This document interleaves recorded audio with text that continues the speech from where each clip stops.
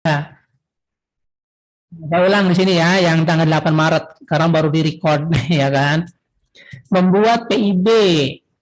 Nah, ini ada PIB, artinya kan dia memasukkan barang, dia membeli gitu kan. Ketika membeli, ini masuk ke PM, gitu ya. Pokoknya sederhana teman-teman. PK itu kaitannya dengan dia jual. Dia jual. Kalau PM itu kaitannya dia beli, ya. Seperti itu. Sederhananya seperti itu. Nah, ini impor barang berarti dia beli kan dari luar negeri ya. PPN-nya 12 juta, berarti PM 12 juta. Ya. Jadi PM-nya bukan 1,2. Ini ada yang istilahnya terkecoh. Ya, ada satu atau dua orang nih, saya lihat kemarin. Ya, ini PM 12. Kemudian membayar 8,4 termasuk PPN. Ya, termasuk PPN. Coba hitung dulu. Hitung dulu. Ini berapa jadinya, teman-teman? DPP-nya. Segini dulu saya hitung sebelum ke bawah.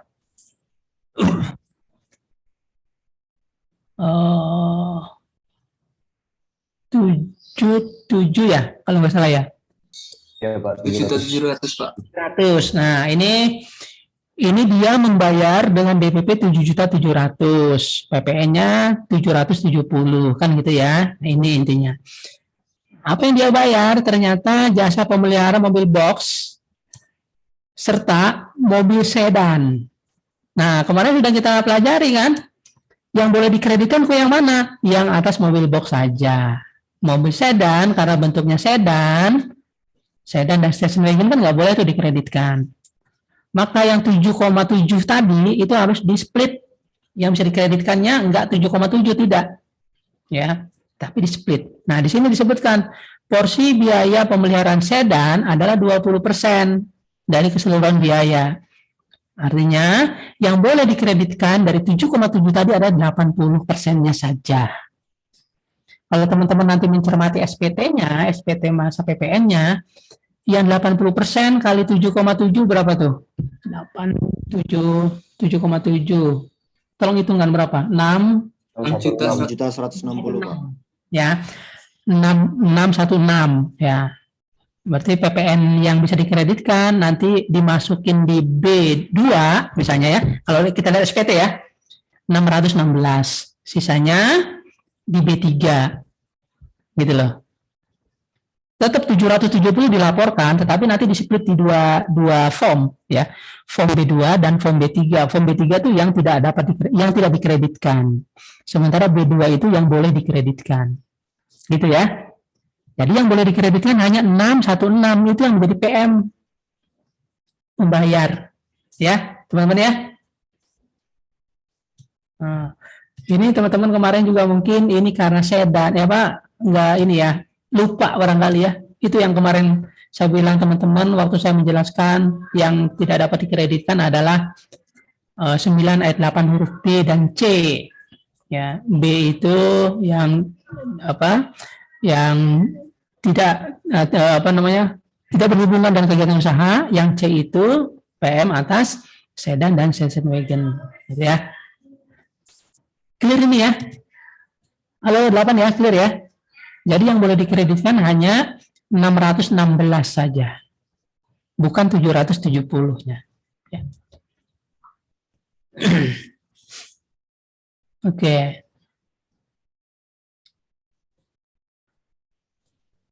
Nah, teman-teman juga nanti sebagai penilai ya, ketika menilai suatu aset, asetnya berupa mobil misalnya gitu ya. Mobilnya apa nih? Mobil sedan. Maka unsur PPN-nya dimasukkan ke dalam harga mobil tersebut. Karena apa? Tidak dapat dikreditkan, ya. Kalau tidak dapat dikreditkan, itu dikapitalisasi menjadi biaya itu kan. Nah, jadi nanti ketika menilai itu jangan lupa tuh. Oh, nilai sedan berbeda dengan nilai mobil box. Mobil box itu nggak ada PPN-nya, ya di dalam harga mobil box itu maksudnya, ya di dalam nilai asetnya. Sementara kalau mobil sedan, dalam nilai asetnya itu ada unsur PPN-nya. Karena apa? PM-nya nggak boleh dikreditkan. Karena nggak bisa dikreditkan, jadi penambah biaya. Gitu ya. Ya, saya coba masukin dengan nanti bidang tugas teman-teman nih, kan penilai gitu.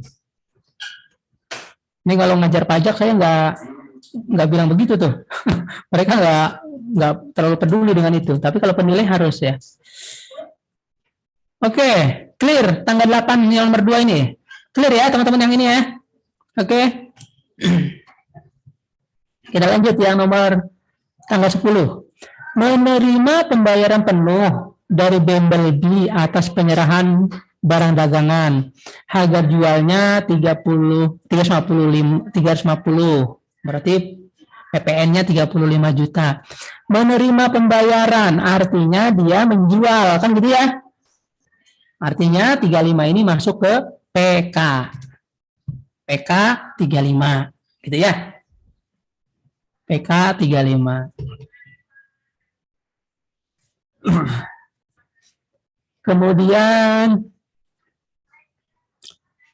membayar tagihan telepon kantor, ya, membayar tagihan telepon kantor sebesar sekian kepada Telkom. Atas transaksi tersebut menerima bukti pembayaran berupa tagihan. Nah, ingat ini dokumen yang dipersamakan dengan faktur ya. Nah, ketika Telkom, kemarin sudah saya singgung juga nih, ketika penyerahan ke pemungut. Nah, Telkom kan BUMN pemungut, ya. Tapi ketika dia menyerahkannya ke Telkom, ya, itu maka Telkom yang memungut itu sebetulnya, ya. Jadi ketika ini juga membayar tagihan telepon ke Telkom, nanti Telkom yang memungut tetap. Jadi ini tetap menjadi PM, ya, ya, tetap menjadi PM. Nah, di sini memang tidak disebutkan dokumennya lengkap atau enggak. Jadi asumsi kita ya dokumennya lengkap lah, boleh dikreditkan ya. Jadi ada NPWP-nya di situ. Lengkap ya. Berarti ini boleh dikreditkan ya. Termasuk PPN berarti 2.800.000 ya. Berarti 280 PM. Ya. 280 ini nih PM. Karena boleh dikreditkan kan? Ini dokumen yang dipersamakan. Dokumen yang dipersamakan dan faktur boleh dikreditkan. Clear ya ini ya? Nah, teman-teman kalau misalnya di sini ada tulisan, misalnya ada tulisan bukti, misalnya atas bukti tersebut tidak tercantum NPWP, misalnya seperti itu, misalnya ya.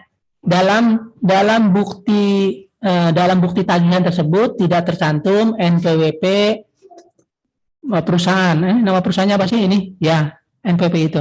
Maka itu jadi nggak boleh dikreditkan karena dokumennya tidak lengkap. Ya. Clear ini, clear? 11? Clear, Pak. Oke. Menjual barang dagangan secara online. Secara online 14 juta kepada Rangga non PKP, faktur telah dibuat. Nah, ini teman-teman kepada non PKP memungut PPN enggak nih? Dia jualnya ke non PKP, mengut PPN enggak? Tetap mungut. Tetap mungut dong, gitu kan? Tetap mungut, ya. Orang ngasih cuma-cuma aja mungut ya, apalagi ngejual, kan gitu ya. Jadi tetap mungut, ini menjadi PK, PK-nya 1,4. Oke ya. Terus melakukan ekspor. Nah, ini udah ekspor yang jelas nih. Tidak perlu nanti diperhitungkan ke dalam perhitungan. Ya. Fee yang diterima atas pemberian jasa adalah 200, barang yang dikirim 1 miliar, tanggal PEB-nya sekian, ya ekspornya ya. Jadi ini teman-teman nggak perlu ngitung gitu loh, karena ini ekspor. Kan di belakang hitung PPN ya, jika ada ya. Nah, jadi teman-teman sebenarnya nggak perlu ngitung, tetapi teman-teman harus tahu nih, bahwa yang menjadi DPP-nya adalah ini penyerahan barang ditambah dengan fee 1,2 M. Ya, dalam PEB itu nanti nilainya 1,2 M. Ya. Dalam PEB itu nilainya 1, sekian, ini PEJKP ini. Jadi ada dua dokumen ya. Nah, ini dan yang ini. Ya. Yang 1 miliar itu PEB, nanti tercantum dalam PEB, ya. Kemudian yang 200 ini nanti buat PE JKP, pemberitaan ekspor JKP, ya. Cuma berapa PK-nya? PK-nya ada, tapi 0 gitu loh, 0 PK-nya, ya. Jadi nggak perlu dihitung PPN-nya karena PPN-nya nggak ada. Nah, yang menyedihkan tuh kemarin ada yang sampai menghitung, ini canggih banget nih belajarnya di mana gitu loh. Gitu. Canggih sekali teman-teman gitu loh. Oke. Clear ini ya teman-teman ya. Ini ada PK, PK-nya 0. Ya. Jadi kalau teman-teman nanti di hasil jawaban cuma dicoret gitu, ya saya benarkan juga. Padahal mestinya 0 ya.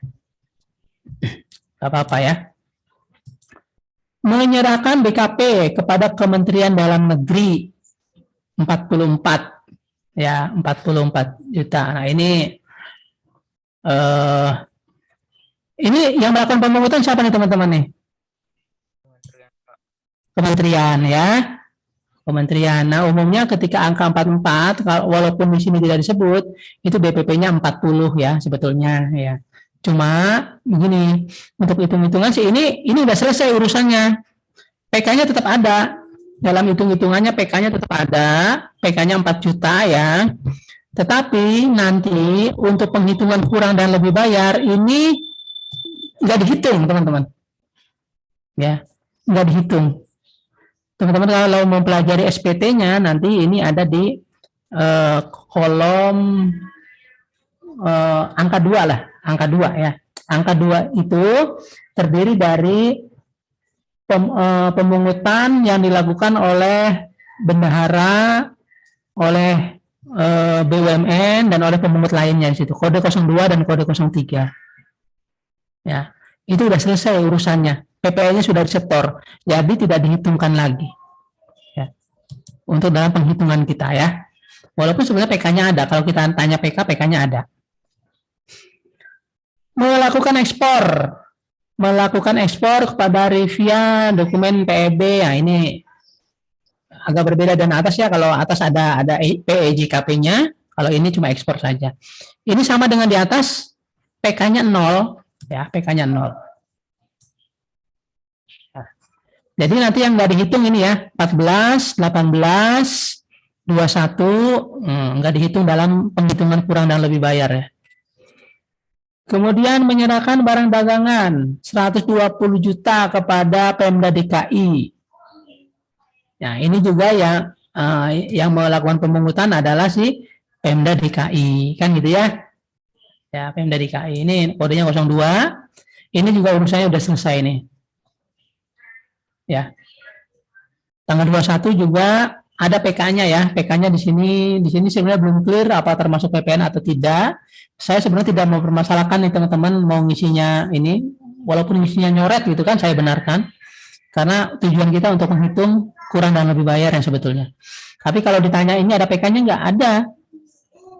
PK-nya tergantung DPP-nya. Ini harga jual jelas DPP ya. Berarti PK-nya adalah 12 juta. Teman-teman, paham maksud saya gini ya?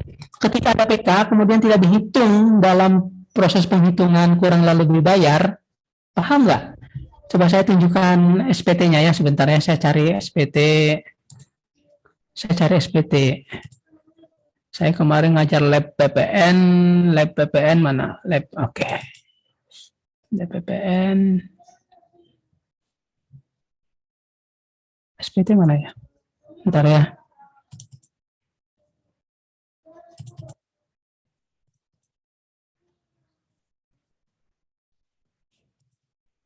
Nih teman-teman SPT ini nih ya. Jadi si SPT ini kemarin sebetulnya sudah saya tunjukkan juga ya, kalau nggak salah ya. Isinya di sini dulu, dari lampiran. Di lampiran A1 itu khusus untuk ekspor, ya, daftar ekspor. Kemudian A2 ini daftar PK dalam negeri. Ya. Pokoknya untuk penjualan A1 dan A2. Kalau penjualannya ekspor di A1, penjualannya dalam negeri di A2. Termasuk kalau ada retur-retur ya, retur-retur penjualan adanya di A2. Gitu ya. Oke, clear ya, A1, A2. Ini maksudnya A1 ini A2 nih ya. Formulir-formulir ini kode-kodenya ya. Nah, kemudian untuk pembelian adanya di B1, B2 dan B3. B1 itu apa? B1 itu untuk impor ya. Untuk impor ya. B2 itu untuk PM dalam negeri yang dapat dikreditkan. Yang dapat dikreditkan. B2. Kalau B3 ini PM yang tidak dikreditkan. B3. Tidak dapat dikreditkan ya. Oke, B3 termasuk yang mendapatkan fasilitas ya. B3. Nah, setelah A1, A2, B1, B2, B3 diisi, baru masuk ke dalam sini AB. Nah, kita naik ke atas, masuk ke AB. Sorry, saya mundur dikit. Di A1 misalnya contoh A1, ini ada kode 1 sini teman-teman, A1 nih, ada kode A1. Di A2 ada kode A2. Nah, maksudnya ini kode-kode ini tinggal tuangkan dalam AB. Nah, ya, A1 sini taruh, A2 taruh sini, ya. B1, B2, B3 taruh sini. Nah, kemudian ini yang A2 ya. Ini dan ini ya. Penyerahan dalam negeri faktur pajak yang digunggung. Nah, faktur pajak yang digunggung itu yang melalui outlet ya. Yang melalui outlet yang tidak menggunakan faktur. Ini A2 ditambah yang B2 ditambah, nanti di breakdown menjadi 1, 2, 3, dan 4. Ya, dikasih kode baru nih. 1, 2, 3, dan 4. Ya, kita lihat dari 4 dulu ya, dari 4. 4 ini adalah kode 08. Nah, kode 08 itu yang fasilitas dibebaskan. 3 itu kode 07. Ya. PPN tidak dipungut. 2 itu kodenya 02 dan 03. Ya, 2, 3, 4. Sisanya nanti masuk 1. Ya, jadi selain 02, 03, 07, 08, penjumlahan antara impian ini masuk pun ke angka 1. Clear teman-teman ya? Angka 1 masuk. Nah, di sini ada angka 5. Angka 5 ini adalah ini, PM dari B1, B2, ya kan? Ini B1, B2 nih. B1, B2 ditambah dengan kompensasi-kompensasi. Jadilah 5. Teman-teman perhatikan angka 1, 2, 3, 4, 5 ya. Teman-teman perhatikan. Nah, kita masuk dari AB, kita naik lagi ke atas ke induknya. Nah, sebentar, pesawat lewat. Teman-teman perhatikan nih. Ini ada A1, ya, ekspor tadi. Kemudian A1, 2, 3, 4. 1, 2, 3, 4 adalah breakdown dari A2 plus yang digunggung ya. 1, 2, 3, 4. Tinggal ditaruh-taruh sini aja. Ya. Nah, kemudian untuk penghitungannya, teman-teman perhatikan nih, untuk penghitungannya nih. Hanya angka 1 di sini yang turun ke bawah. Ya. Hanya angka 1 yang turun ke bawah. Misalkan saya isi aja ya, misalnya saya isi misalnya 2 miliar, misalnya gini ya, saya isi misalnya gini. Kemudian A1-nya 600 tuaga 600 juta misalnya gitu ya. A2-nya taruhlah 200 tuaga misalnya seperti itu. Saya isi semua aja. Ya. Ya, kan gitu ya. Oh, ini kok nggak otomatis masuk ya. Nah, di sini ini otomatis 6 juta ya. Ya. Di sini juga ada otomatis 2 juta. 20. Oh. Ya. Ini juga ada. 1 tuaga. Ini ada 5. Ya. Nah, ini teman-teman perhatikan di sini. Ini 20 juta, angka 20 juta, angka 10 juta, angka 5 juta, ini udah selesai urusannya nih. Kalau ini udah disetor, kalau ini dapat fasilitas, jadi nggak ada, realnya nggak ada PPN yang dibayar oleh si pembeli. Ya, jadi yang belum selesai urusannya adalah yang 60 juta ini nih. Nah, teman-teman perhatikan angka 1 ini di sini. 60, ini 60 juta. Nah, 60 juta. Dikurangi 5 yang di bagian AB. Ya. Jadi teman-teman perhatikan di sini nih, ini walaupun tadi ada PK-nya, tapi karena PPN-nya sudah disetor, jadi urusannya udah beres gitu loh. Yang belum disetor adalah yang angka 1 saja. Sementara angka 3 dan 4 itu kan nggak ada PPN-nya. Jadi nggak perlu ada penyetoran oleh si pemungutnya kan gitu ya. Yang perlu disetor adalah yang 60 juta ini. 60, ya kan? Nanti coba pelajari kembali lah SPT ya, cara penyelesaian SPT. Saya kembali ke sini. Nah, maksud tadi di sini, teman-teman, menyerahkan barang dagangan dengan harga jual 120, ini PK-nya ada 12 juta, tetapi tidak dihitung ke dalam penghitungan. Karena apa? Udah selesai. Seperti ini tadi. Ini ada angkanya di sini nih, di angka 2. Nggak perlu dihitung lagi ke bawah. Ya. Oke, sampai sini clear? Ada pertanyaan?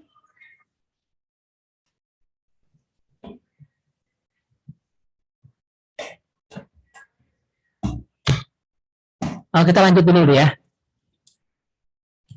Ini. Dalam rangka promosi, Stag mengadakan undian. Undian dengan hadiah berupa barang dagangan dengan HPP-nya 14 juta ya. Atas penyerahan kepada pelanggan diterbitkan faktur pajak kode 04 gitu ya.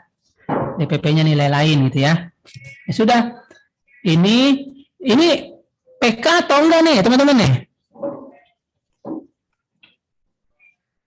Halo. Masuk. Nah, ya, masuk PK. Ya, masuk PK. Ya, ini masuk PK nih, masuk ke pemberian cuma-cuma nih. Pemberian cuma-cuma juga kena PPN gitu loh. Nah, ini masuk PK 1.400.000. Kemudian tanggal 23 menerima nota retur dari Bumblebee atas faktur pajak sekian karena barang yang dikirim tidak sesuai. Berarti ini retur apa nih teman-teman nih? Bumblebee di atas sebentar ya. Saya naik dulu ke atas Bumblebee. Ceritanya apa nih Bumblebee? Mana Bumblebee? Oh ini ya, menerima pembayaran penuh berarti kan penjualan dia. Berarti ini returnya retur penjualan ya. Retur penjualan itu mengurangi PK. Masuk mengurangi PK minus 5 juta. Jadi PK-nya berkurang. Karena jualannya jadi nggak jadi kan gitu, sebesar 5 jutanya gitu. Ya. Ya, ini PK ya. Ini masuk ke PK ya sebagai pengurang ya. 5 juta. Membayar jasa konsultan dari Baumyo yang melakukan kegiatan konsultasi teknik ya SSP nomor sekian, penyetoran PPN atas pemanfaatan JKP dari luar daerah pabean. Ini pemanfaatan JKP dari luar daerah pabean, impor JKP lah kan gitu ya sederhananya ya. Ini masuk PM atau enggak? Masuk. Ya, masuk PM nih. Nah, nilai penggantian adalah 50 juta, berarti PM-nya 5 juta. Gitu ya. Menerima faktur tanggal 27 Maret, menerima faktur nih atas perolehan bahan baku. Ini PK atau PM nih? PM. PM. Harga sebesar 44 harga sebesar 44 juta ya. Berarti ini PM 4,4 4.400.000 gitu ya. Oke. Ini udah oke, berarti tadi ya. Udah oke. Ya untuk yang tadi misalnya yang dipungut PPN, teman-teman ngasih 0. Yang kemudian apalagi tadi yang yang untuk khususnya untuk itu ya. Saya betulkan itu. Ya. Oke, ini jadi PK-nya tadi dihitung, dikurangi dengan PM, ya. Kemudian Nah ini saya agak menyedihkan itu, teman-teman, ada sekitar 2 orang, saya catat 2 orang yang menjawab kapan kurang bayarnya register ke PKP, harus disetorkan ke KPP oleh PKP 3 bulan setelah ini ya, 3 bulan gitu. Menyedihkan sekali itu. Aduh, Masya Allah, saya bilang kok begini 3 bulan gitu ya. Itu kalau yang menjawab 3 bulan itu harus minta maaf sama saya tuh. Karena itu menyakitkan itu. Ya. Ada satu lagi akhir tahun pajak apa ya? Saya ini ya. Ya, tapi ya itu saya kurang tahu detail lah. Tapi yang menyakitkan itu 3 bulan gitu loh. Ada sekitar 2 orang yang menjawab begini. Ya. Jadi teman-teman tadi kan udah dihitung tuh PK dikurangi PP, dikurangi PM. Hitung-hitungnya ini kurang bayar nih kalau nggak salah 10 juta sekian gitu kan. Ya. Nah, yang 10 juta sekian itu harus disetor kapan? Ini bulan apa? Di Maret. Berarti harus disetor paling lambat tanggal 30 April atau akhir bulan April. Kalau teman-teman mau nyebutkan akhir bulan berikutnya ya nggak apa-apa deh, kan gitu ya. Ya. Jadi dia nanti laporannya masuk dalam SPT Maret. Hitung-hitungnya tadi kurang bayarnya 10 juta tuh. Jangan dimasukin dulu SPT-nya walaupun sudah dihitung. Bayar dulu angka 10 jutanya. 10 jutanya di akhir bulan berikutnya, ya, di tanggal 30 April, dibayar dulu. Nah, setelah itu NTPN-nya dimasukkan lagi dalam SPT, baru SPT-nya bisa disubmit. Gitu ya. Jadi nggak mungkin masukin SPT dulu, lapor SPT dulu, baru dibayar. Nggak mungkin, bayar dulu. Karena nanti SPT-nya tidak mungkin bisa tergenerate, ya, tidak mungkin bisa dibuat SPT-nya kalau SSP kurang bayarnya tadi belum dibuat, belum dibayar. Kebayang ya teman-teman ya? Jadi dalam isi SPT itu seperti ini ya. Nah, isi ini hitung-hitung dulu, plak. Oh, ada kurang bayar di sini nih, ada kurang bayar di sini 10 juta. Maka jangan masukin di SPT-nya. Bayar dulu kurang bayarnya. Ini sini tanggalnya. Tanggal 30 April misalnya 2021 NTPN-nya nomor sekian, nah baru nanti ini bisa dilapor. Gitu ya. Jadi saat penyetorannya itu adalah akhir bulan berikutnya sebelum SPT disampaikan, gitu ya. Kalimatnya seperti itu.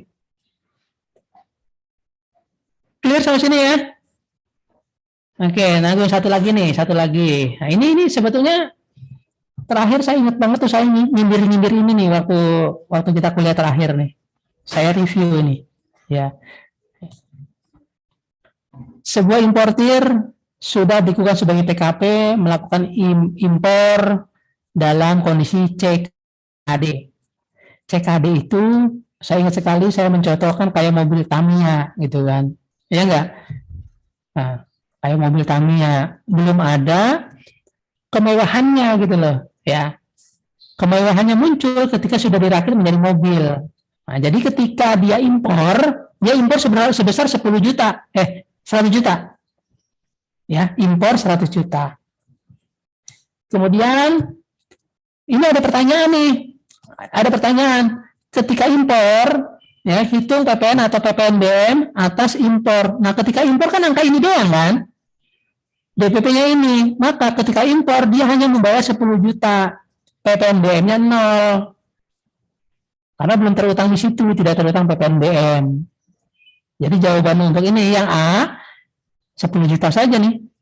PPN 10 juta, PPNBM 0. Udah sederhana gitu loh ya. Kemudian kendaraan tersebut dirakit dan dijual ke distributor. Ya, harganya 240 juta. Nah, ini menjadi DPP 240 juta.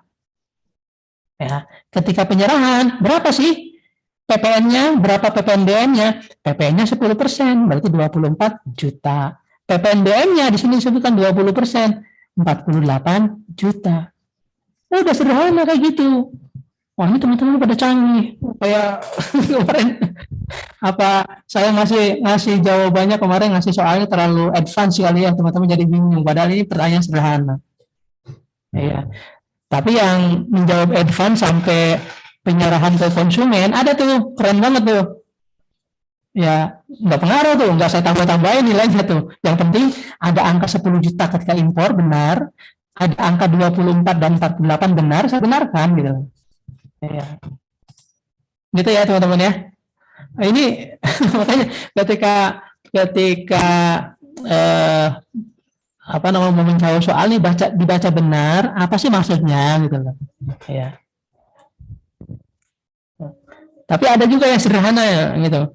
A impor PPN 10, PPNBM 0.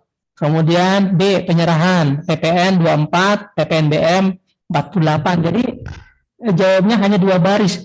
Tapi benar 18 saya nilainya karena 18%. Tapi yang banyak juga ini. Gitu ya teman-teman ya. Oke sampai sini sudah puas kah? Pak, mau izin tanya boleh Pak? Boleh. Ya sudah Faras. Yang nomor terakhir Pak, yang 4B. Itu bukannya pengenaan PPN-nya itu setelah dibebankan PPNBM ya Pak? Jadi kan itu kan DPP-nya tadi 200, harga jualnya kan 240 juta. Ya. Terus kena PPNBM-nya 20% berarti 48 juta ya Pak? Untuk pengenaan PPN itu bukannya terhadap 288 juta ya Pak? Bukan terhadap 240 jutanya? Loh, kan di sini belum kena PPN ketika dia beli. Dia kan belinya ini. Ketika dia beli masih bentuk CKD, udah ada PPN belum? Belum ada, kan gitu loh. Ya, belum ada. Nah, muncul PPN-nya ketika dia jual. Jualnya sekian. Barulah dia memungut PPNBM. Kan baru mungut PPNBM dia. Belum ada PPNBM sebelumnya. Iya nggak sih? Iya, Faras? Iya Pak. Iya kan? Kalau ya. Kan belum ada PPNBM sebelumnya. Nah, sebelumnya cuma ada ini impor. Ya. Berbeda kalau misalnya gini, Faras membeli mobil harganya 7 miliar gitu kan. DPP-nya 5 miliar misalnya gitu kan. Bukan Faras membeli mobil. Ya, apa? Ada importir. Importir Euro 2000 misalnya. Mengimpor mobil Ferrari 7 miliar. Ya, dan 7 miliar itu ada PPNBM-nya di situ. Kan gitu ya. Nah, maka ketika dia menjual ke Faras, misal Ferrari itu, nah baru masuk ke PPNBM-nya melebur menjadi harga jual. Nah kalau ini kan belum ada PPNBM sebelumnya, ya nggak sih teman-teman? Ya jadi ini jadi DPP. Waduh, terlalu advance saya ngajarin kemarin ya. Jadi bingung. Nah maksud saya mau membahas itu biar teman-teman juga apa ya tahu apa ya filosofinya lah gitu ya. Oh kayak gini kayak gitu ya. Oke sampai sini. Ada lagi pertanyaan? Ya silakan. Masih nomor 4 Pak. Saya mau bertanya nomor 4 Pak. Ya. Itu PPN setelah diserahkan ke konsumen bukannya 14 juta ya Pak?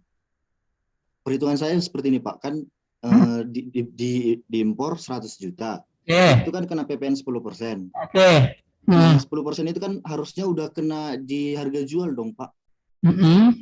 Jadi terus?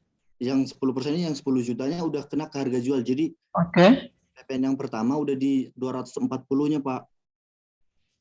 PPN-nya ada di sini. Iya, PPN kan boleh dikreditkan.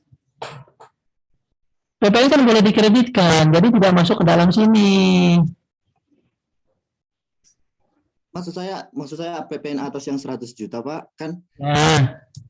Kan bisa jadinya jadi DPP Pak dia. Tidak bisa.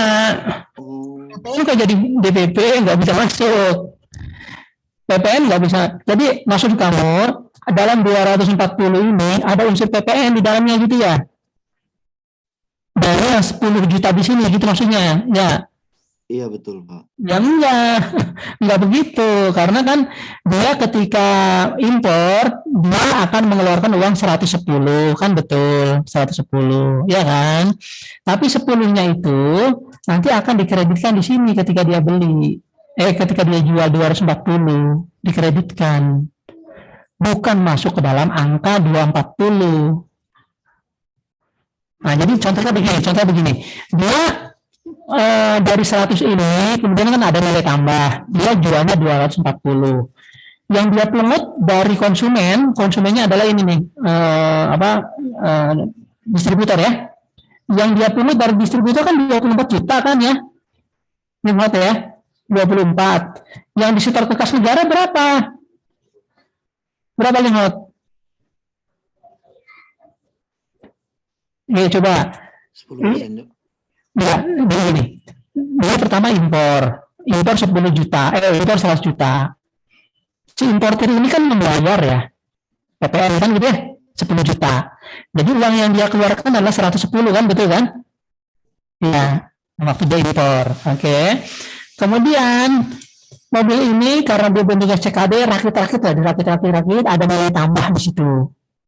Jadilah harganya 240, dia jual ke distributor. Oke, dia dapat berapa ke distributor?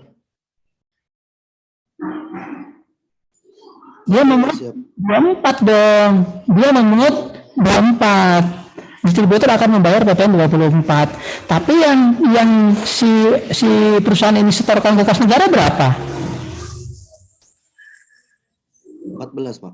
Nah, 14. Oh, alah. Gitu ya. 14. 24 uangnya punya distributor, 10-nya uang dia dikompensasikan, bukan dikompensasi, dikreditkan, dihitung. Oh, saya udah bayar 10 kemarin. Jadi kas negara saya kasih 14 aja kamu ya. Kan gitu. Kan gitu konsepnya. Jadi tidak masuk ke dalam angka ini. Baik, Pak. Terima kasih, Pak. Yang lain ada lagi nggak? Ya biar benar-benar clear lah. Jadi PPN-nya tuntas nih, teman-teman. Ya. Pak, Oke.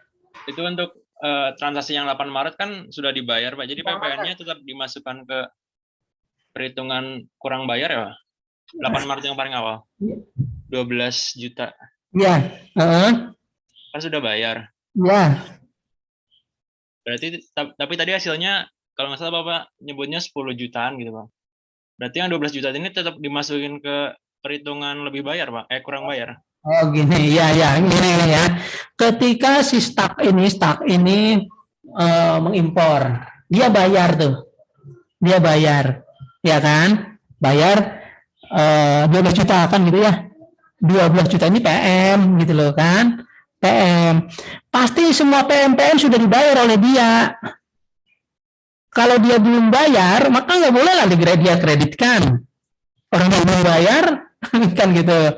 Nah, PK-nya berapa, PM-nya berapa. Jadi PK itu adalah yang dia pungut dari pembeli dia. Pembeli udah bayar sama dia belum? Sudah, dianggap sudah. Dia udah punya uang nih, PK. Kemudian kemarin dia waktu beli-beli, dia juga membayar. Karena dia membayar, maka boleh itu dikreditkan. Kan gitu. Kalau dia belum bayar, belum ada pembelian dong, kan gitu loh. Belum bisa dikreditkan. Ya ini semua dibayar ini membayar. Jadi PM, ya. Ini membayar. Jadi PM. Pak, ini udah bayar semua, Pak. Lalu 10 jutanya? Masih bingung ya? Gini deh. Contohnya tadi yang nomor ini tadi ya, yang nomor ini aja nih contohnya nih. Dia membeli 100 juta. Kemudian dia menjual 240 juta. Gitu kan? Ya. 240 juta ketika dia jual, itu dia melakukan pemungutan kepada si pembelinya. 24 juta. 24 juta ini uangnya si distributor, uangnya pembeli dia. Oke? Nah, apakah ini harus disetor ke kas negara ini? Padahal dia pegang uang 24 nih dari pembelinya. Tidak 24-nya. Harus diperhitungkan dengan apa yang sudah dia bayar ketika dia beli. Dia beli berapa? 100 juta. Berarti dia sudah membayar PPN 10 juta. Maka ini PK, ini PM. Ini nggak dibayar 10 jutanya. PK 24, uangnya orang nih, 24 dia pegang. Uangnya dia yang udah disetor ke kas negara, jadi semacam apa ya, nalangnya dulu lah dari 24 ini. Udah 10, jadi tinggal sisanya 14. 14 itu uangnya siapa? Uangnya distributor. Yang 10 juta ketika dia bayar, akhirnya jadi uangnya distributor juga kan? Yang dia talangin dulu. Halo? Tadi yang nanya siapa ya? Paham, Pak? Ya, Pak. Jafran ya? Kan nilainya bagus deh. Iya. Oh, nanya begini. Bener ya? Jafran ya? Paham ya? Insya Allah, Pak, paham. Oh iya. Oke, ada lagi? Ada lagi? Stop aja dulu ya. Ini nilainya bagaimana? Mau saya jembrengkan di sini nanti nggak enak teman-teman. Saya tetap berpatokan pada RPS ya teman-teman ya. Nah, jadi teman-teman juga bisa apa yang mau saya jelaskan sebenarnya sesuai dengan RPS ya. Kita masuk ke ini tentang NPWP dan PKP ya. Ini di pasal 2 ayat 1 ini sebagai landasan hukum kita mempelajari NPWP dan PKP adalah ini ya. Ya. 21 dan di sini ayat 2 PKP, kalau ayat 1 NPWP. NPWP nanti kaitannya dengan PPH, kalau yang ayat 2 kaitannya dengan PPN. Nah, ini di sini disebutkan ya. Setiap wajib pajak yang telah memenuhi persyaratan subjektif dan objektif. Nah, sedikit. Persyaratan subjektif apa sih, teman-teman? Halo, coba komen. Yuk, biar rame lah kelas ini. Maksudnya persyaratan subjektif apa sih?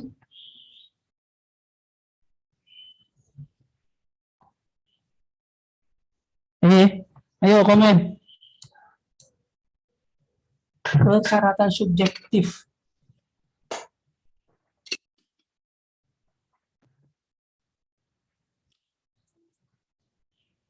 Ya. Persyaratan subjektif itu ya ada subjeknya. Ada sasaran yang mau dipajakinya gitu loh. Ya. Dan ada objektif, objek dari pajak tersebut. Kalau PPH, objeknya adalah penghasilan, ya ini dia. Objeknya ada di 4 ayat 2 Undang-Undang PPH, yaitu penghasilan. Kalau subjektifnya ada di pasal 2 Undang-Undang PPH, ya. Orang pribadi, warga negara Indonesia, kemudian orang asing yang berniat tinggal di Indonesia atau memenuhi time test 183 hari, gitu kan? Nah itu dia. Jadi sasaran dari pengenaan PPH-nya itu ada, itu syarat subjektif. Ya nanti ada di pasal 2 Undang-Undang PPH. Nanti teman-teman silakan baca pasal 2 Undang-Undang PPH. Karena kita bukan ngajarin PPH, jadi hanya clue-cluenya saja. Ya. Objeknya nanti teman-teman silakan baca pasal 4 Undang-Undang PPH. Ya, di situ disebutkan objeknya adalah penghasilan. Sesuai dengan ketentuan perundang-undangan perpajakan, wajib mendaftarkan diri pada kantor DJP. Ya, wajib mendaftarkan diri. Nah, di sini wajib mendaftarkan diri artinya sistemnya self assessment ya teman-teman ya. Jadi ketika sasaran untuk pengenaan PPH misalnya udah ada nih, ya, misalnya bayi baru lahir nih, prokocot, bayi baru lahir, prokocot itu kan, nah itu syarat subjektifnya udah muncul, dia menjadi subjek pajak gitu si bayi tersebut. Tetapi si bayi tersebut udah punya penghasilan belum? Belum, ya belum. Artinya syarat objektifnya belum terpenuhi, maka si bayi tersebut belum menjadi wajib pajak. Ya, seperti itu ya. Nah, ada penghasilan misalnya, ada penghasilan tapi nggak ada subjeknya. Ya kita tidak bisa mengenai PPH-nya kepada siapa gitu. Jadi dua hal ini, subjektif dan objektif terpenuhi. Misalnya begini, ada Tuan A. Tuan A ini mendapat penghasilan dari pekerjaannya, dari kantor misalnya gitu kan. Nah, berarti subjeknya ada, situan A tersebut, objektifnya ada penghasilan dia, ya, maka dikenai PPN. Nah, selanjutnya ada ketentuan-ketentuan, tidak semua objek itu dikecualikan ya, nanti yang di bawah PTKP barangkali ya, seperti itu ya. Oke, kemudian setelah subjektif dan objektif ketemu nih, maka dia wajib secara self assessment mendaftarkan diri di KPP ya. Yang wilayah kerjanya meliputi tempat tinggal. Nah, tempat tinggal ini untuk orang pribadi atau tempat kedudukan. Tempat kedudukan ini untuk badan. Nah, kemudian kepadanya diberikan NPWP sebagai bukti bahwa OP atau badan tersebut sudah terdaftar dalam sistem administrasi DJP. Gitu ya. Jadi kebayang ya teman-teman ya. Ada subjeknya, ada orangnya, sasaran nanti pengenaan pajak gitu kan. Kemudian ada objeknya, ketemu nih, melekat sama nih. Orang yang mendapatkan penghasilan misalnya gitu ya. Orang yang mendapat penghasilan. Nah, udah terpenuhi nih. Tapi kalau hanya ada orang dia tidak dapat penghasilan, ya nggak bisa. Jadi wajib pajak gitu kan ya. Ada penghasilan saja nih, ada duit, ya ada duit, penghasilan apa ya? Ada duit yang terbang-terbang misalnya gitu kan dari pesawat, tapi orang nggak pada ngambil-ngambil misalnya gitu. Nggak ada subjeknya. Maka duit yang tergeletak-geletak itu nggak mungkin dikenain pajak kan gitu ya, karena belum ada sasarannya. Siapa yang membayar pajak? Tapi kalau sudah ketemu, baru nanti mereka wajib mendaftar dan kemudian dikasih self assessment. Nah, ini nanti ada ketentuannya kapan dia harus mendaftar. Nah, ya, kapan harus mendaftar. Nah, kalau misalnya menurut ketentuan dia tidak secara self assessment dia melaksanakan kewajibannya, maka di pasal 2 ayat 4 ini DJP dapat menetapkan secara jabatan, teman-teman ya. Dapat menetapkan secara jabatan. Ntar saya ini dulu mumpung apa? Sambil silakan kalau ada mau bertanya ya teman-teman ya. Sambil saya beresin ini dulu. Oh, kadang lupa. Mana dia? Ya pertemuan 8 ya.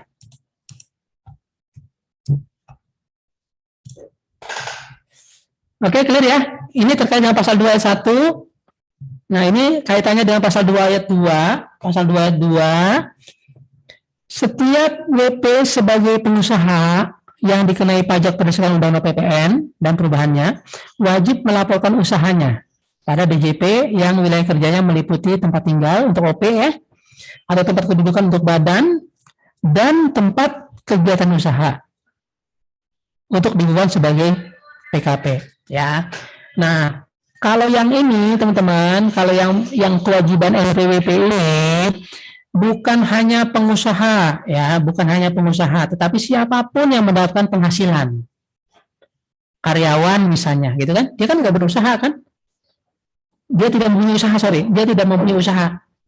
Tapi dia hanya karyawan, dia dapat penghasilan, maka dia wajib punya NPWP. Kalau dia di atas PTKP begitu ya. Nah, tetapi kalau yang di ayat 2 ini khusus sebagai pengusaha. Pengusaha itu yang nanti menyerahkan BKP, menyerahkan JKP, ekspor, impor, kan seperti itu ya. Nah, itu adalah pengusaha. Nah, ini wajib melaporkan ya untuk dikukuhkan sebagai PKP. Ini meliputi tempat tinggal atau tempat kedudukan dan kegiatan usaha. Jadi kalau misalnya Faras, tempat tinggal di Bogor, ya, usahanya di Bekasi misalnya, kan gitu. Maka yang wajib KPP-nya mana? KPP Bekasi, karena tempat usahanya di sana. Nah, bagaimana tempat tinggal Faras yang di Bogor misalnya? Nah, kalau tidak ada usaha di situ, tidak ada penyerahan, tidak ada objek di situ, maka tidak perlu didaftarkan di Bogor. Gitu ya. Kalau OP, kalau badan, tempat kedudukan dan tempat kegiatan usahanya dia harus. Jadi misalnya ada PT ABC. PT ABC tempat kantor pusatnya misalnya tempat kedudukannya adalah di Jakarta. Ya. Kemudian dia punya di Medan, kemudian di Bandung, dia punya di Surabaya. Tempat usahanya, cabang-cabangnya dia. Maka cabang-cabangnya itu Medan, Bandung, Surabaya itu harus PKP dia. Termasuk yang di Jakarta. Pak, bagaimana kalau di Jakartanya nggak ada penyerahan, Pak? Ya, ingat, penyerahan antar cabang juga itu termasuk penyerahan. Jadi ketika dari Jakarta menyerahkan ke Bandung, ya, walaupun nggak dijual barangnya, tetapi tetap buat faktur itu, ya, tetapi tetap buat faktur. Maka ada penyerahan di tempat kedudukan, gitu ya. Jadi untuk badan, tempat kedudukan dan tempat kegiatan usaha, tapi kalau untuk OP, tempat tinggal, ya, kalau misalnya dia tidak ada usaha tidak perlu, ya. Tapi kalau misalnya di tempat kegiatan usaha wajib, ya, karena objeknya di situ. Nah, kemudian siapa saja sih pengusaha? Kalau di NPWP tadi ada PTKP gitu ya. Nah, ini yang wajib PKP adalah yang threshold-nya penyerahannya lebih dari 4,8 M gitu ya. Ada PMK 197. Begitu teman-teman ya. Nah, ini sama dilakukan secara self assessment. Jadi ketika melebihi 4,8 ya, akhir bulan berikutnya dia harus melaporkan ya, secara self assessment. Kalau tidak, maka nanti secara jabatan ditetapkan sebagai PKP. Nah, ketika secara jabatan baik NPWP tadi ataupun PKP, tentunya nanti akan dihitung tuh sejak kapan dia seharusnya, dan dianggap di situ sudah punya kewajiban. Artinya dia nanti bisa dihitung mundur ke belakang gitu ya, selama 5 tahun ya, secara jabatan itu mundur, ditagih gitu kan, ditagih. Walaupun dia tidak melakukan pemungutan, bagaimana ya tanggung jawab dia, karena udah lebih dari 4,8 gitu ya, kalau DJP punya data. Kebayang nggak teman-teman? Halo teman-teman, kebayang nggak apa yang saya jelaskan? Ya, misalnya begini, sekarang bulan Desember ya. WP ini dari Januari sampai sekarang nih, sampai sekarang WP belum atau gini deh. Ya, WP belum PKP, tapi DJP punya data dari 2 tahun yang lalu, dari tahun 2020 barangkali ada data. Di WP ada pemilihan, biasanya data pembelian, data pembelian sampai 10 M, misalnya begitu. Data pembelian sampai 10 M. Maka, nah itu kan pembelian 10 M. Nah, nanti kita hitung-hitung nilai tambahnya sekian, nah kira-kira nanti kena pajaknya sekian. Nah, itu nanti kena pajak sekian itu nanti akan ditagih dari tahun 2020 misalnya gitu kan. Atau dari 2 tahun ke belakang berarti 2019 misalnya. Ditagih, harus bayar. Itu kalau secara jabatan. Gitu ya. Kebayang ya teman-teman ya? Nah, kita tidak perlu detail terkait dengan jabatan. Yang perlu detail adalah nanti teman-teman kapan sih saat saat pelaporannya ya. Kemudian ayat 3. Pasal 2 ayat 3. Dirjen Pajak dapat menetapkan tempat pendaftaran atau tempat pelaporan selain yang ditetapkan pada ayat 1 dan ayat 2. Jadi ayat 1 dan ayat 2 itu terkait tempat tinggal, tempat kedudukan, tempat usaha, gitu ya. Ya, jadi misalnya tadi PT ABC, tempat tinggalnya kedudukannya ada di Jakarta, usahanya di Bogor, misalnya seperti itu. Maka di 2 tempat itu defaultnya adalah dikumpulkan ya, Jakarta dan Bogor.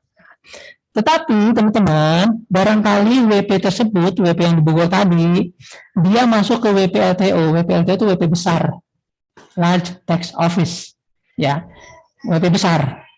WP khusus itu yang PMA, gitu ya, PMA sama Badora, Badan dan Orang Asing, ya, dan KPP Madya. Maka nanti akan dipusatkan di sini.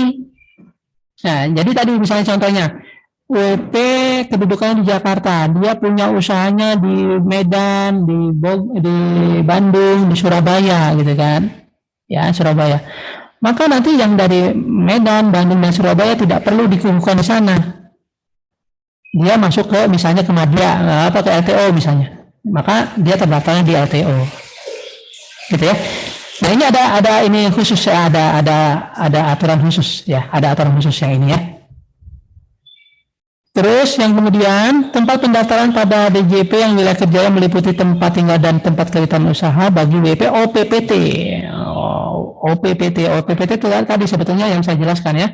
Misalnya Tuan A orang pribadi punya usaha di beberapa tempat, maka di beberapa tempat tersebut harus PKP. Ya, harus PKP.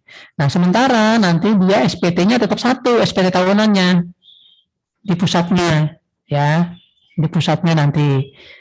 Nah, dari SPT yang satu itu akan ketahuan nih, misalnya gini ya teman-teman ya. Wajib pajak orang pribadi pengusaha tertentu ini yang memiliki outlet di banyak tempat. Intinya sederhananya seperti itu, ya. Nah, misalnya Tuan A ini tinggal di Jakarta, usahanya ada di Bogor, Bekasi, Tangerang misalnya, Botabek, Depok. Nah, ada 4, ya, seperti itu. Bodetabek misalnya, Bogor, Bekasi, Depok dan Tangerang misalnya gitu. Dia tinggalnya di Jakarta, misalnya gitu. Nanti kapan dia punya kewajiban harus PKP? Nah, dari keempat tempat usaha tadi nanti kan akan dilaporkan dalam satu SPT. Nah, dalam SPT-nya akan terlihat tuh lebih dari 4,8 enggak. Nah, ketika lebih dari 4,8, maka keempat-empatnya wajib dikukuhkan. Ya, jadi misalnya yang di Bogor 2 miliar setahun, yang di Bekasi, Depok, Tangerang 1 M kan gitu ya. Totalnya dari 4 tadi berarti 5 kan, 5 miliar kan. Nah, angka 5 miliar itu kita ketahui dari SPT yang disampaikan. Maka ketika kita ketahui dari SPT yang disampaikan tadi, 4-4-nya itu walaupun omsetnya cuma 2, 1, itu wajib PKP ini. Wajib PKP ini. Nah, itulah OPPT ya, wajib PKP. Jadi intinya di OPPT ini nanti akan terlihat ketika keempat-empatnya digabung menjadi dalam satu SPT, akan tampak omset dari keempat outlet tadi. Ya, jika lebih dari 4,8 maka 4 outlet tadi dia wajib PKP satu-satunya, masing-masingnya. Ya. Halo, bisa dipahami? Ya, coba nanti kita berlatih. Ya. Oke, terus, nah ini kapan sih harus daftar dan harus laporkan usaha? Ya. Jadi nanti untuk NPWP nanti kan ada orang pribadi, ada warisan belum terbagi, nanti untuk badan ya, untuk bendahara. Nah itu kapan itu? Nanti teman-teman pelajari di ini nih, PMK 147. Teman-teman tolong catat di PMK 147 ya. Nanti teman-teman baca deh. Ya. Saya kepengen teman-teman yang membaca sendiri, nanti minggu depan kita bahas ya terkait dengan 147.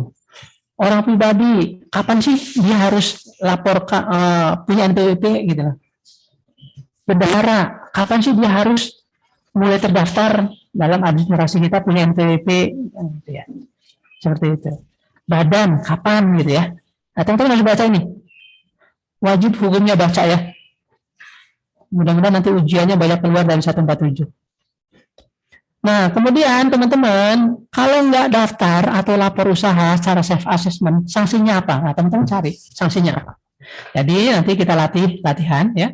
Ini mbaknya minta maaf. Maaf ya teman-teman, kita latihan sejenak. Identifikasi kapan harus daftar atau harus lapor usaha. Nanti teman-teman masing-masing ya, masing-masing ini. Silakan bekerja sama teman-teman, tapi jangan copy paste ya. Ya. Kamu nanti baca bagian ini ya, karena 147 itu banyak sekali tuh, tebal sekali tuh ya. Kemudian sanksinya apa jika tidak mendaftarkan diri atau tidak melaporkan usaha? Nanti teman-teman masukkan ke pos ke s.id/pajak 2 ya, 2 Romawi, SID pajak 2 Romawi ya. Nanti di sini ya di posnya ya. Kapan Pak? Sebelum ketemu Selasa ya? Senin berarti ya? Senin ya, Senin minggu depan ya. Tapi semakin cepat semakin baik. Oke, sampai sini ada pertanyaan, teman-teman? Biar kita nanti minggu depan kita materinya ini kita bahas. Oke, sampai sini ada pertanyaan?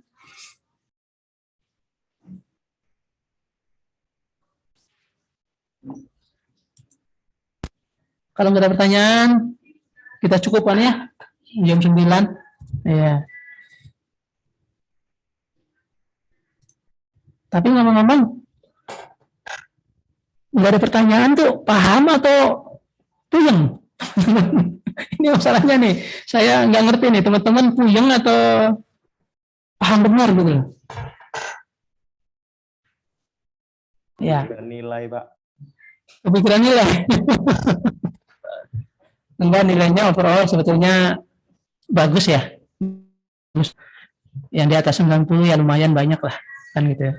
Yang 100 aja ada 2, yang 98 kayak Zakia, kalau nggak salah Zakia tuh 98 tuh Zakia. Salah dikit aja di hitung-hitungan apa gitu ya. Salah di hitung-hitungan dikit. Ya, tapi karena salah dikit ya saya kurangi lah dikit 2 gitu kan, ikhlas saya. Enggak 100. Ada beberapa juga. Kayaknya Faras seperti juga nih Faras. Nah, Faras juga. Nanti lihatlah. Nanti sama Alif saya kirim ya. Intinya saya ngasih nilai itu fair ya. Nah, ngasih fair. Harapannya nanti teman-teman yang nilainya udah tinggi nih, jangan merasa nanti, waduh saya tenang nih, udah dapat 100, nanti A. Belum tentu juga. UASnya kalau jatuh kan, nah, ya kan kita nggak tahu nanti UAS seperti apa. Nah, bagi teman-teman yang nilainya khususnya di bawah 60 ya, 60 ke bawah gitu ya, 65 ke bawah, ya 65 ke bawah deh. Itu tolong ya lebih keras lagi lah, Masih mungkin dapat A kok, masih mungkin dapat A. Nah, salah satunya adalah inilah, dengan latihan-latihan kayak gini kan tentunya nanti ada nilai dari saya nih, nilai aktivitas. Nilai aktivitas itu lumayan tuh gede tuh. Nilai aktivitas, nilai absensi, ya perilaku, itu ada tuh nilai-nilai itu tuh. Itu insya Allah nanti saya kasih bagus-bagus lah itu kalau memang teman-teman bagus gitu ya. Ya, insya Allah bagus-bagus lah kalau ini sih. Saya enaknya ini semester ini cuma 1 kelas nih, biasanya 2, 3 kelas gitu kan. Jadi kalau 1 kelas nih saya lebih rasanya lebih dekat nih, lebih enak ya. Oke, sampai di sini ada pertanyaan? Ya, kalau nggak ada saya akhiri boleh ya? Ya, oke ya. Oke, saya akhiri. Kita jumpa lagi di minggu depan on schedule. Latihannya coba nanti teman-teman pelajari. Saya kepengennya teman-teman membaca PMK 147 itu detail. Ya, nanti di situ ada permasalahan. Nanti kita diskusikan ya. Oke, izin saya tutup. Assalamualaikum warahmatullahi wabarakatuh. Selamat siang teman-teman. Selamat pagi, masih pagi ya. Selamat pagi teman-teman. Tetap jaga kesehatan ya. Jumpa lagi minggu depan.